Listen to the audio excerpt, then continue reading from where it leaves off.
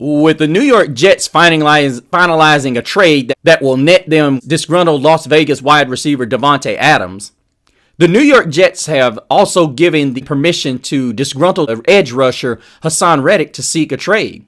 With this news coming, there are several candidates have emerged and are licking their chops at the opportunity to present a proposal to the Jets.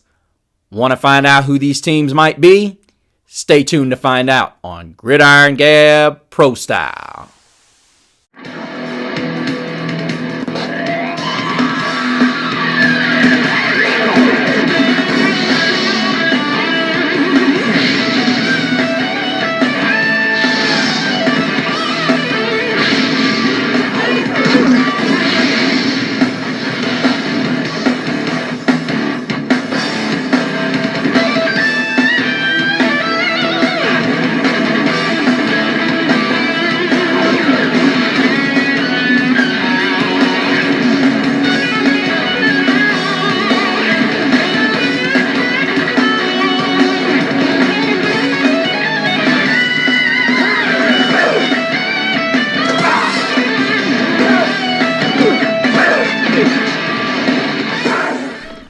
Welcome back, Gabbers.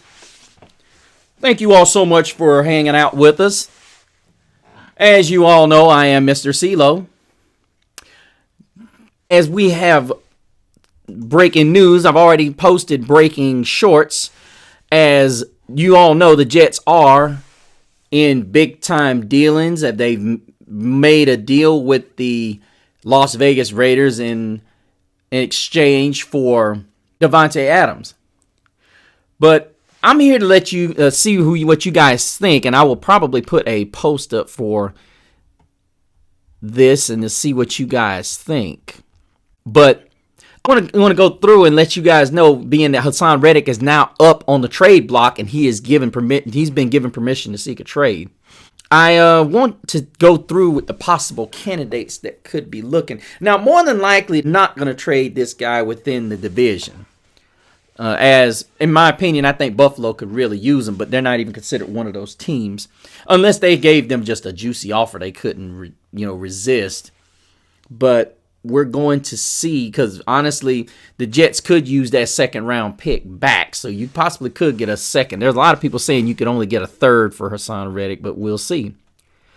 The Kansas City Chiefs are one of the teams on the list, and it could be juicy for him because they are undefeated and they have generated pressure on 32.5% of their dropbacks, which we already know Spags likes to send different exotic blitzes, which works right into Hassan Reddick's wheelhouse. However, they only average 1.8 sacks a game.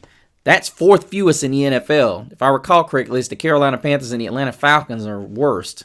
Reddick would provide some really huge reinforcements to George Karlaftis and Mike Dana. But, thinking about what Chris Jones brings to the table, and even Karlaftis has had a pretty good season pressure-wise. But could you imagine adding Hassan Reddick to here? The only question is they wouldn't be able to give him an extension, more than likely. Then there's the San Francisco 49ers. You look at problem the 49ers going to run into is Brock Purdy ain't been paid yet. And he's, making less than $1 million.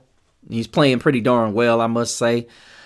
The Niners have the 9th highest pressure rate in the NFL. However, this is with Nick Bosa and Leonard Floyd. But if you were to add this, let's say you did that, for instance. They could turn around and do the exact same thing that the Giants did a few years ago. Could you see that? But the only thing is, could they give him the money that he wants? He wants a long-term deal. That's what he wants. So I don't know if this is going to be a filling spot either. But then let's move on to the Chicago Bears. As they blitz at the 6th lowest rate in the NFL at 17.5. But they could still get a guy. If you think about it, if they could get a guy opposite Montez Sweat, and the beautiful thing is they do have some cap space to work with. I mean, this would be a pretty darn good push. And if you think about it, adding him to a defense that's already pretty stout, a little above middle of the road, Williams coming on, Drew Rosenhaus, that might be a look. Then you look at the Tampa Bay Buccaneers. You know, they blitzed 71 times this season. And that's the third most in the NFL. But here's where the problem is. They've only gotten pressure 21.2% of the time. Not good for a team that blitzes that much. As they said, Reddick would add a huge boost to a team that has that really doesn't have a lot. You know, they only have Tyron Shoyinka. Really it. But yeah, for a defense that's only generated 11 pressures and 129 pass attempts, and you at the top of the NFC South, you can't win a playoff game if you can't get some kind of consistent pressure on the defensive front, especially as a team that blitzes at such a rate that you do. Not good. So you might want to think about this. Then there's the Atlanta Falcons. And the Falcons have not been, as you say, sack efficient. They're dead last. Yeah, they bring Judon in, but outside of him, there's really nothing. I mean, they're next to second worst in the NFL in pressures. The only team worse is the Carolina Panthers. I say this is a no-brainer, but the problem is, can they re-sign them? I think that's what a lot of this goes into. They have the Dallas Cowboys. I'm not even going to read that because the reality of it is the Cowboys already got enough pass rushers. They can't stop the run. But the Detroit Lions, this is my favorite. To me, this is a no-brainer. If I'm Rosenhaus, if I'm Drew Rosenhaus, I'm jumping all over this. You want to know why? Because even if Aiden Hutchinson does not make his return in his mind over matter healing, I look at this as a huge no-brainer, but for this reason only. He brings you something that you lost. Now, it's not going to be Aiden Hutchinson good, but you still have that threat on the other side. Here's a guy who's had 27 sacks in the last 2 seasons. And this is the thing. Hutchinson had 7.5 sacks before he got hurt. I think somebody said he was on pace to have like 30-something sacks. I mean, listen, when you're scary good like this is what's huge about this thing. Not only can you get him this year and cover his salary, but you can bring him back and give him the money that he wants. And I would imagine he would take a little bit less knowing he's playing next to Aiden Hutchinson. Because he's going to get a shot at something he hasn't won, which is a ring. I mean, this is an opportunity that you couldn't, and then this could be consistently too. He could go, the Lions could start another franchise, start another dynasty with this guy.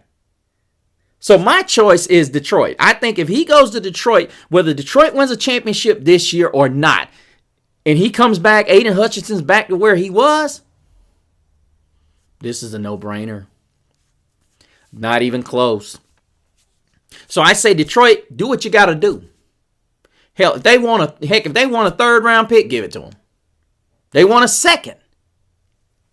Do it. Let me know what you think. Which one of these teams that I've mentioned do you think should go after Hassan Reddick and where you think he will go? And which one of you teams think, like myself, are not going to get him or don't have a chance to get him?